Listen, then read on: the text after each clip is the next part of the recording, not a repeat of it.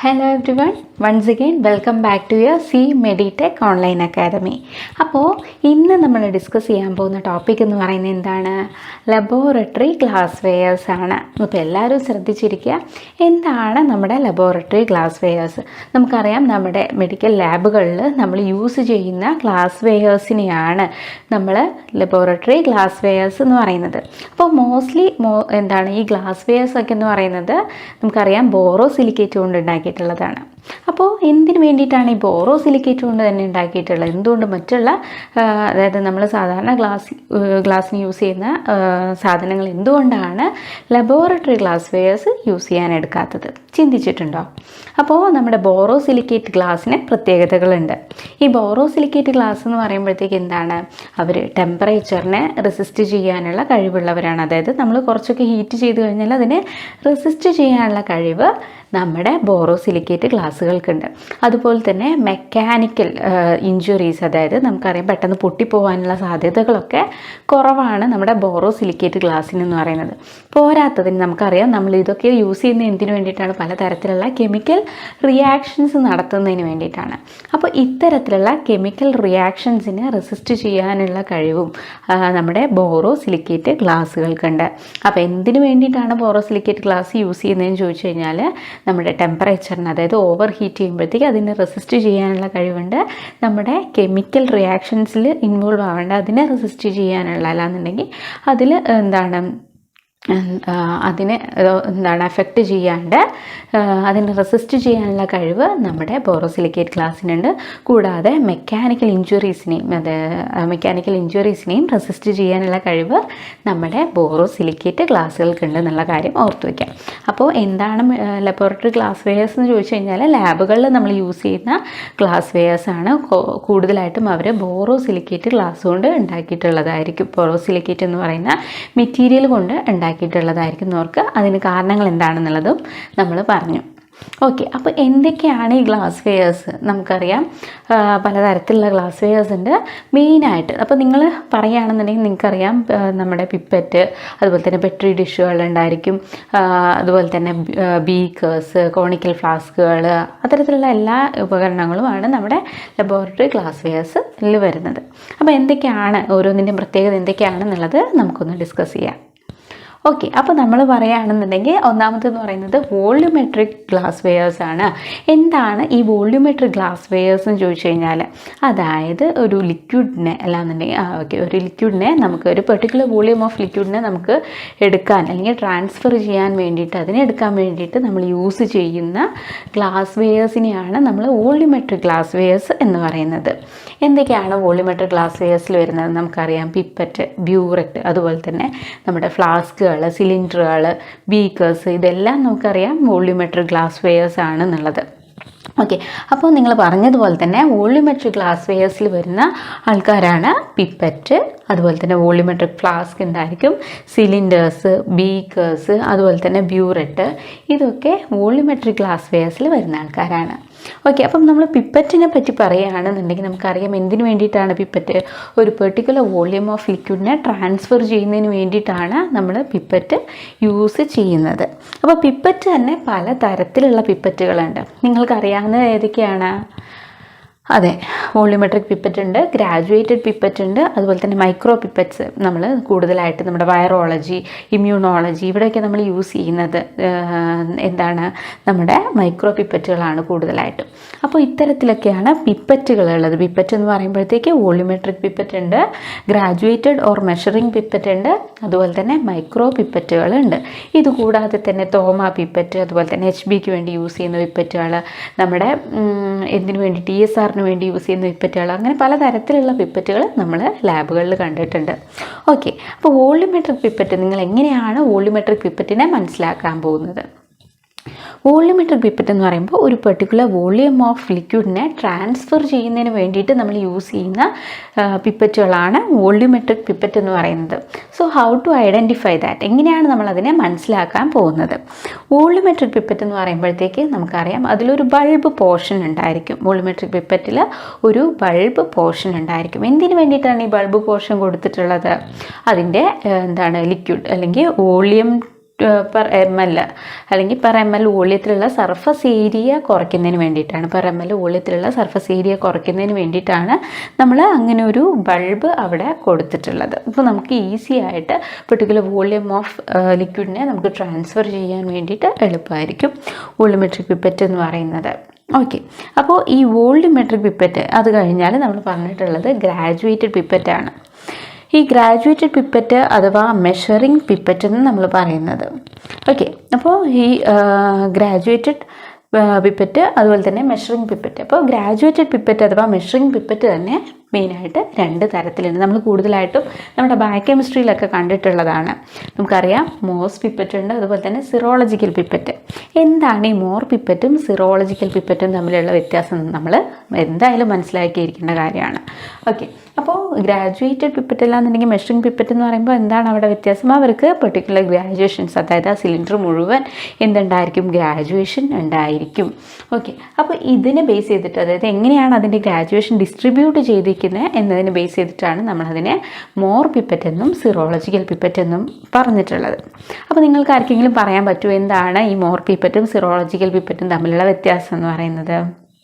Okay, more pipette എന്ന് പറയുമ്പോൾ more പിപ്പറ്റിൻ്റെ 1 ml start ചെയ്യുന്നത് അതിലുള്ള 2 മാർക്കിംഗ്, അതായത് 2 ഗ്രാജുവേഷൻ്റെ ഇടയിലായിരിക്കും. അതായത് എന്താണ്, നമ്മുടെ പിപ്പറ്റിൻ്റെ എൻഡ് മുതലല്ല അവിടെ നമ്മൾ മെഷർ ചെയ്യാൻ പോകുന്നത്. ഓക്കെ, അപ്പോൾ ഒരു സ്റ്റെമ്മിൻ്റെ സ്റ്റാർട്ട് പോർഷനിൽ നിന്നാണ് നമ്മുടെ മെഷറിങ്സ് സ്റ്റാർട്ട് ചെയ്യുന്നത് മോർ പിപ്പറ്റിൽ ടിപ്പ് മുതലല്ല നമ്മുടെ അതിൻ്റെ വോള്യൂം അല്ലാന്നുണ്ടെങ്കിൽ അതിൻ്റെ ഗ്രാജുവേഷൻ സ്റ്റാർട്ട് ചെയ്യുന്നത്. എന്നാൽ സിറോളജിക്കൽ പിപ്പറ്റിൽ അതിൻ്റെ ടിപ്പ് മുതലാണ് മെഷറിങ് സ്റ്റാർട്ട് ചെയ്യുന്നത്, മെഷർ ചെയ്യാൻ തുടങ്ങുന്നത് അതിൻ്റെ ടിപ്പ് മുതലാണ്. അതുകൊണ്ട് തന്നെ നമ്മൾ സിറോളജിക്കൽ പിപ്പറ്റിന് പറയുന്ന മറ്റൊരു പേരാണ് ബ്ലോ ഔട്ട് പിപ്പറ്റ് എന്ന് പറയുന്നത്. അപ്പോൾ സിറോളജിക്കൽ പിപ്പറ്റിൽ അതിൻ്റെ എൻഡ്, അതായത് നമ്മുടെ പിപ്പറ്റിൻ്റെ എൻഡ് മുതൽ മെഷറിങ് സ്റ്റാർട്ട് ചെയ്യുന്നുണ്ട്. എന്നാൽ മോർ പിപ്പറ്റിൽ എൻഡ് മുതൽ സ്റ്റാർട്ട് ചെയ്യുന്നില്ല. അതിൻ്റെ സ്റ്റെമ്മിൽ നിന്ന് സ്റ്റെമ്മിൻ്റെ 2 മെയിൻ ഗ്രാജുവേഷൻ്റെ ഇടയിലാണ് അതിൻ്റെ 1 എന്നുള്ള നമ്മുടെ മെഷറിങ് സ്റ്റാർട്ട് ചെയ്യുന്നുള്ളത്. ഓക്കെ, അപ്പോൾ മോർ പിപ്പറ്റ് എന്താണ്, സിറോളജിക്കൽ പിപ്പറ്റ് എന്താണെന്ന് മനസ്സിലായിട്ടുണ്ടെന്ന് വിചാരിക്കുന്നു. സിറോളജിക്കൽ പിപ്പറ്റിനെയാണ് നമ്മൾ എന്തെന്ന് പറയുന്നത്? നമ്മൾ ബ്ലോ ഔട്ട് പിപ്പറ്റ് എന്ന് പറയുന്നത്. ഇനി മറ്റൊന്ന് നമ്മുടെ മൈക്രോ പിപ്പറ്റ്. അപ്പോൾ മൈക്രോ പിപ്പറ്റ് നിങ്ങൾക്ക് എല്ലാവർക്കും വളരെയധികം സുപരിചിതമായിട്ടുള്ളതാണ്. എന്താണ് മൈക്രോ പിപ്പറ്റ് എന്ന് പറയുമ്പോൾ? സ്മോൾ വോള്യൂം ഓഫ് ലിക്വിഡിനെ നമുക്ക് ട്രാൻസ്ഫർ ചെയ്യാൻ വേണ്ടിയിട്ട് സഹായിക്കുന്ന പിപ്പറ്റാണ് നമ്മുടെ മൈക്രോ പിപ്പറ്റ് എന്ന് പറയുന്നത്. അപ്പോൾ നിങ്ങൾ എവിടെയൊക്കെ കണ്ടിട്ടുണ്ട് മൈക്രോ പിപ്പറ്റ്? നമ്മുടെ സിറോളജി ലാബിൽ, ഇമ്മ്യൂണോളജി ലാബുകളിൽ, അതുപോലെ തന്നെ നമ്മുടെ ഫ്ലോ സൈറ്റോമെട്രികളിലൊക്കെ നമ്മൾ യൂസ് ചെയ്യുന്നത് എന്താണ്? നമ്മുടെ മൈക്രോ പിപ്പറ്റുകളാണ്. ഓക്കെ, അപ്പോൾ നമ്മുടെ പിപ്പറ്റുകൾ തന്നെ നമ്മളെന്താണ് എ ടൈപ്പ് എന്നും ബി ടൈപ്പ് എന്നും 2 ഗ്രൂപ്പ് ഓഫ് പിപ്പറ്റുകളുണ്ട്. അപ്പോൾ അതിൻ്റെ അക്യുറസിനെയൊക്കെ ബേസ് ചെയ്തിട്ടാണ് നമ്മൾ എന്തെന്ന് പറയുന്നത്, അല്ലെങ്കിൽ group A pipette, group B pipette എന്നൊക്കെ പറയുന്നത്.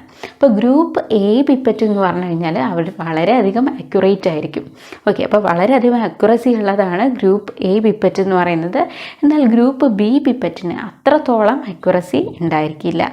അതുപോലെ തന്നെ അതിൻ്റെ ടോളറൻസ് റേറ്റും, ഓരോന്നിനും ഓരോ പെർട്ടിക്കുലർ ടോളറൻസ് റേറ്റും ആർക്കുണ്ടായിരിക്കും? നമ്മുടെ ഗ്രൂപ്പ് എ ടൈപ്പ് ഓഫ് പിപ്പറ്റിന്, ഗ്രൂപ്പ് എ പിപ്പറ്റിന് അക്യുറസി കൂടുതലായിരിക്കും. അതുപോലെ തന്നെ ഓരോന്നിനും ഓരോ പെർട്ടിക്കുലർ ആയിട്ടുള്ള ടോളറൻസ് റേറ്റും ഉണ്ടായിരിക്കും. ഓക്കെ, അപ്പോൾ ഗ്രൂപ്പ് ബി പിപ്പറ്റ് എന്ന് പറയുന്നത് അത്രത്തോളം അക്യുറേറ്റ് അല്ല. പക്ഷേ എന്നാൽ കൂടെ നമുക്ക് ലാബുകളിൽ വളരെയധികം ഈസി ആയിട്ട് നമുക്ക് യൂസ് ചെയ്യാൻ പറ്റുന്നതാണ് നമ്മുടെ ഗ്രൂപ്പ് ബി പിപ്പറ്റുകൾ എന്ന് പറയുന്നത്. ഓക്കെ, അപ്പോൾ പിപ്പറ്റുകൾ തന്നെ മെയിനായിട്ട് വരുന്നത് ഏതൊക്കെയായിരുന്നു? നമ്മൾ പറഞ്ഞിട്ടുണ്ടായിരുന്നത് വോള്യൂമെട്രിക് പിപ്പറ്റ് ഉണ്ടായിരുന്നു, ഗ്രാജുവേറ്റഡ് പിപ്പറ്റ് ഉണ്ടായിരുന്നു. ഗ്രാജുവേറ്റഡ് പിപ്പറ്റിൽ നിങ്ങൾ എന്തായാലും ഓർത്ത് വെക്കണം മോർ പിപ്പറ്റ് എന്താണ്, സിറോളജിക്കൽ പിപ്പറ്റ് എന്താണെന്നുള്ളത്. ഒരിക്കലും കൺഫ്യൂസ്ഡ് ആവാൻ പാടില്ല.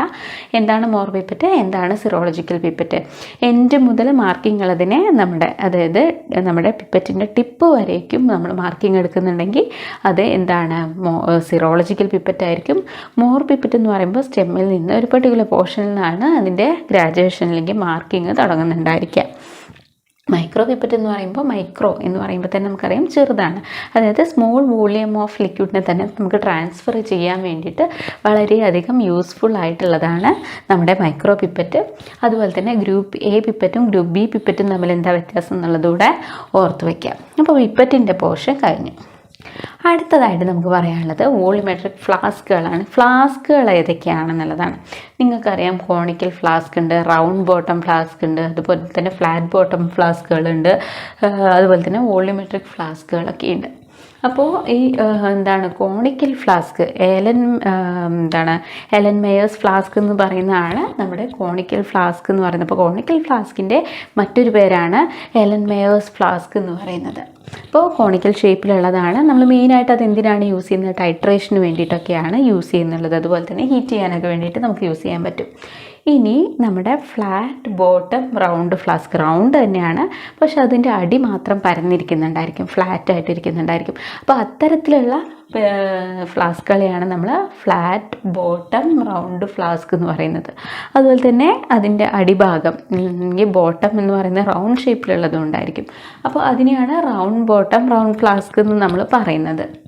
ഇനി വോളിമെട്രിക് ഫ്ലാസ്കുകൾ ഉണ്ടായിരിക്കും. വോളിമെട്രിക് ഫ്ലാസ്ക് എന്ന് പറയുമ്പോൾ അതിലെന്തുണ്ടായിരിക്കും? നമുക്ക് മെഷർ ചെയ്യുന്നതിന് വേണ്ടിയിട്ടുള്ള മാർക്കിങ്സ് അല്ലാന്നുണ്ടെങ്കിൽ ഗ്രാജുവേഷൻസ് അതിൽ തന്നെ കൊടുത്തിട്ടുണ്ടായിരിക്കും. അപ്പോൾ അത്തരത്തിലുള്ള ഫ്ലാസ്കുകളെയാണ് നമ്മൾ എന്തെന്ന് പറയുന്നത്? നമ്മുടെ വോളിമെട്രിക് ഫ്ലാസ്ക് എന്ന് പറയുന്നത്. ഇനി മൂന്നാമത്തത്, അപ്പോൾ നമ്മുടെ ഈ വോളിമെട്രിക് ഫ്ലാസ്കുകളുടെ കപ്പാസിറ്റി എന്ന് പറയുന്നത് ഏകദേശം 25 to 6000 ml വരെ വരാറുണ്ട്. 25 to 6000 ml വരെ കപ്പാസിറ്റി വരുന്ന പലതരത്തിലുള്ള വോളിമെട്രിക് ഫ്ലാസ്കുകൾ അവൈലബിൾ ആണ്. ഇനി നമ്മൾ പറഞ്ഞത് സിലിണ്ടേഴ്സ് നമുക്കറിയാം. മെഷറിങ് സിലിണ്ടേഴ്സ് എന്തിനു വേണ്ടിയിട്ടാണ്? അതായത് അതിൽ പ്രോപ്പറായിട്ട് ഗ്രാജുവേഷൻസ് ഒക്കെ ഉണ്ടായിരിക്കും. അപ്പോൾ കറക്റ്റായിട്ട് നമുക്ക് ഇത്ര വോളിയല്ലെന്നുണ്ടെങ്കിൽ നമുക്കറിയാം. ഇപ്പോൾ നമ്മൾ റിയേജൻസ് ഒക്കെ പ്രിപ്പയർ ചെയ്യുന്ന സമയത്ത് ഒരു ലിക്വിഡ് ഇത്ര എമൗണ്ട് എടുക്കണം, അല്ലെങ്കിൽ 1 ലിറ്റർ ഇത്ര ലിക്വിഡ് എടുക്കണം എന്നുണ്ടെങ്കിൽ നമുക്കതിന് മെഷർ ചെയ്യാൻ വേണ്ടിയിട്ട് ഏറ്റവും ഈസി ആയിട്ട് യൂസ് ചെയ്യാൻ പറ്റുന്നതാണ് നമ്മുടെ സിലിണ്ടേഴ്സ് എന്ന് പറയുന്നത്. അപ്പോൾ സിലിണ്ടേഴ്സ് നമ്മൾ എന്തിനു വേണ്ടിയിട്ടാണ്? മെയിനായിട്ട് ലിക്വിഡ്സ് ഒക്കെ മെഷർ ചെയ്യുന്നതിന് വേണ്ടിയിട്ട് നമ്മൾ യൂസ് ചെയ്യുന്നതാണ് സിലിണ്ടേഴ്സ് എന്ന് പറയുന്നത്. അതുപോലെ തന്നെ ബീക്കേഴ്സ് ഉണ്ടായിരിക്കും. നമ്മൾ പ്രോപ്പറായിട്ട് മിക്സ് ചെയ്യുന്നതിന് വേണ്ടിയിട്ടൊക്കെ യൂസ് ചെയ്യുന്ന ഗ്ലാസ് വെയർ ആണ് ബീക്കർ എന്ന് പറയുന്നത്. ഇനി ബ്യൂററ്റ് നിങ്ങളെല്ലാവരും കണ്ടിട്ടുണ്ടായിരിക്കും. ബ്യൂററ്റ് എന്ന് പറയുന്നത് വളരെ മെലിഞ്ഞിട്ടുള്ള അല്ലെങ്കിൽ ലോങ് ആയിട്ടുള്ള മെലിഞ്ഞിട്ടുള്ള തിന്നായിട്ടുള്ള സാധനമാണ് ബ്യൂററ്റ് എന്ന് പറയുന്നത്. ബ്യൂററ്റിൻ്റെ അറ്റത്ത് അതിൻ്റെ ഓപ്പൺ ചെയ്യാനും അതല്ലെങ്കിൽ അതിൻ്റെ ആ ഹോളിനെ അല്ലെങ്കിൽ നമ്മുടെ ലിക്വിഡ് പാസ് ചെയ്യുന്ന പാസേജിനെ മൂവ് ചെയ്യിക്കാനും അതുപോലെ തന്നെ ബ്ലോക്ക് ചെയ്യാനും വേണ്ടിയിട്ടുള്ള സംവിധാനങ്ങളൊക്കെ നമ്മുടെ ബ്യൂററ്റിന് താഴെയുണ്ട്. അപ്പോൾ ബ്യൂററ്റ് എന്ന് പറയുമ്പോൾ തന്നെ നമ്മൾ എവിടെയാണ്? നമുക്കറിയാം, നമ്മുടെ എന്തിനു വേണ്ടിയിട്ടാണ്? വോളിമെട്രിക് ടൈട്രേഷൻസിന് വേണ്ടിയിട്ടാണ് നമ്മൾ ബ്യൂററ്റുകളെ യൂസ് ചെയ്യാറുള്ളത്. ബ്യൂററ്റ്സ് ആർ യൂസ്ഡ് ഇൻ വോളിമെട്രിക് ടൈട്രേഷനിലാണ് നമ്മൾ കൂടുതലായിട്ടും ബ്യൂററ്റ്സ് യൂസ് ചെയ്യുന്നത്. അപ്പോൾ ഒരു 1 to 1000 ml കപ്പാസിറ്റി വരുന്ന ബ്യൂററ്റ്സ് അവൈലബിൾ ആയിട്ടുള്ളതാണ്. അപ്പോൾ ബ്യൂററ്റ്സ് എന്ന് പറയുന്നത് എന്തിനു വേണ്ടിയിട്ടാണ് നമ്മൾ യൂസ് ചെയ്യുന്നത്? നമ്മൾ വോളിമെട്രിക് ടൈട്രേഷന് വേണ്ടിയിട്ടാണ് യൂസ് ചെയ്യുന്നത്. അപ്പോൾ ഇതൊക്കെയാണ് നമ്മൾ മെയിനായിട്ട് യൂസ് ചെയ്യുന്ന ഗ്ലാസ് വെയേഴ്സ് എന്ന് പറയുന്നത്. ഇത് കൂടാതെ തന്നെ ഇപ്പോൾ ഗ്ലാസ് വെയേഴ്സ് എന്ന് പറയുന്നത് ലബോറട്ടറി വെയേഴ്സ്, അതായത് ലാബുകളിൽ നമ്മൾ ഗ്ലാസ് വെയേഴ്സ് കൂടാതെ പ്ലാസ്റ്റിക് സാധനങ്ങളും യൂസ് ചെയ്യാറുണ്ട്. അപ്പോൾ ഗ്ലാസ് വെയേഴ്സിൽ മറ്റു വരുന്ന മെയിനായിട്ടുള്ള ആൾക്കാരാണ് നമ്മുടെ നമ്മുടെ ടെസ്റ്റ് ട്യൂബുകളുണ്ട്, അതുപോലെ തന്നെ നമ്മുടെ റിയേജൻ്റ് ബോട്ടിൽസ് ഉണ്ട്, കൂടാതെ തന്നെ നമ്മുടെ കൾച്ചർ പ്ലേറ്റുകളുണ്ട്. അപ്പോൾ ഇതൊക്കെ എന്ന് പറയുന്നത് നമ്മൾ ലാബുകളിൽ യൂസ് ചെയ്യുന്ന പലതരത്തിലുള്ള ഗ്ലാസ് വെയേഴ്സ് ആണ്. അപ്പോൾ ഗ്ലാസ് വെയേഴ്സിൽ മെയിനായിട്ട് നമ്മൾ പറഞ്ഞത് പിപ്പറ്റുകളെ പറ്റി പറഞ്ഞു, അതുപോലെ തന്നെ ഫ്ലാസ്കുകൾ, പലതരത്തിലുള്ള വോളിമെട്രിക് ഫ്ലാസ്കുകൾ, conical flask, round bottom flask ഉണ്ട്, ഫ്ലാറ്റ് ബോട്ടം ഫ്ലാസ്കുകളുണ്ട്, അതുപോലെ തന്നെ വോളിമെട്രിക് ആയിട്ടുള്ള ഫ്ലാസ്കുകളുണ്ട്. സിലിണ്ടേഴ്സ് എന്താണെന്നുള്ളത് പറഞ്ഞു, അതുപോലെ തന്നെ നമ്മുടെ ബീക്കർ എന്തിനു വേണ്ടിയിട്ടാണെന്ന് പറഞ്ഞു. ഇനി ബ്യൂററ്റിൻ്റെ യൂസ് എവിടെയാണെന്നുള്ളതും നമ്മൾ പറഞ്ഞിട്ടുണ്ട്. അപ്പോൾ അത് കൂടാണ്ട് നമ്മൾ യൂസ് ചെയ്യുന്നതാണ് ടെസ്റ്റ് ട്യൂബുകൾ ഉണ്ടായിരിക്കും, അതുപോലെ തന്നെ ടെസ്റ്റ് ട്യൂബുകൾ, കൾച്ചർ പ്ലേറ്റുകൾ ഉണ്ടായിരിക്കും, കൂടാതെ തന്നെ റിയേജൻ്റ് ബോട്ടിൽസൊക്കെ നമ്മൾ ലാബുകളിൽ യൂസ് ചെയ്യുന്ന പലതരത്തിലുള്ള ഗ്ലാസ് വെയേഴ്സ് ആണ്. അപ്പോൾ ഓവറായിട്ട് നമ്മൾ ഹീറ്റ് ചെയ്യുന്ന സമയത്ത് നമ്മൾ എന്ത് ചെയ്യണം, ഓവറായിട്ട് ഹീറ്റ് ചെയ്ത് കഴിഞ്ഞാൽ സഡനായിട്ട് നമ്മൾ കൂൾ ചെയ്യാൻ പാടില്ല. അപ്പോൾ നമ്മുടെ ലബോറട്ടറി ഗ്ലാസ് വെയേഴ്സ് ബ്രേക്കേജ് വരാനുള്ള സാധ്യത കൂടുതലാണ്. അതുപോലെ തന്നെ നമ്മൾ കോൺസെൻട്രേറ്റഡ് ആസിഡ് എടുക്കുന്ന സമയത്ത് അപ്പോൾ അതൊക്കെ കീപ്പ് ചെയ്യുന്ന നമ്മുടെ ഗ്ലാസ് വെയേഴ്സ് എന്ന് പറഞ്ഞാൽ കുറച്ചുകൂടെ തിന്നായിട്ടുള്ള ഗ്ലാസ് വെയേഴ്സ് യൂസ് ചെയ്യാനായിട്ട് ശ്രമിക്കുക. തിക്കായിട്ടുള്ളതാണെന്നുണ്ടെങ്കിൽ നല്ല ഹീറ്റൊക്കെ ജനറേറ്റ് ചെയ്യുന്ന സമയത്ത് ക്രാക്ക് വരാനുള്ള സാധ്യത കൂടുതലാണ്. അതുപോലെ തന്നെ നമ്മൾ കോൺസെൻട്രേറ്റഡ് ആസിഡ്സ് ഒക്കെ ആണെന്നുണ്ടെങ്കിൽ നമ്മൾ അതിനൊരു പെർട്ടിക്കുലർ ഏരിയ, നമ്മുടെ താഴെ തന്നെ പെർട്ടിക്കുലർ ഏരിയയിൽ അതിനെ കീപ്പ് ചെയ്യുന്നതായിരിക്കും നമുക്ക് സേഫ് ആയിട്ടുള്ളതെന്ന് പറയുന്നത്. ഓക്കെ, അപ്പോൾ അടുത്ത സെക്ഷനിൽ നമുക്ക് എങ്ങനെയാണ് ഈ ഗ്ലാസ് വെയേഴ്സിനെ ക്ലീൻ ചെയ്ത് ഉപയോഗിക്കുക എന്നുള്ളത് നമുക്ക് മനസ്സിലാക്കാം. അപ്പോൾ ഇത്രയും കാര്യങ്ങൾ എന്താണ് ലബോറട്ടറി ഗ്ലാസ് വെയേഴ്സിൽ വരുന്ന ഒരു ബ്രീഫായിട്ടുള്ള ഐഡിയ നിങ്ങൾക്ക് കിട്ടിയിട്ടുണ്ടെന്ന് വിചാരിക്കുന്നു. അപ്പോൾ മറ്റൊരു ക്ലാസ്സുമായിട്ട് നമുക്ക് അടുത്തതിൽ പരിചയപ്പെടാം.